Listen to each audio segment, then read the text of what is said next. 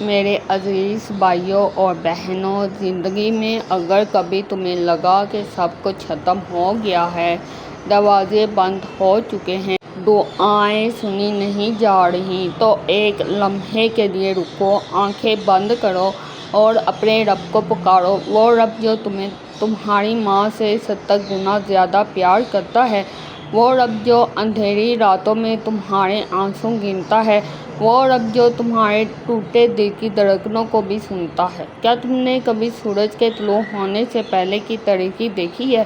وہ سب سے زیادہ گہری ہوتی ہے، لیکن پھر روشنی آتی ہے۔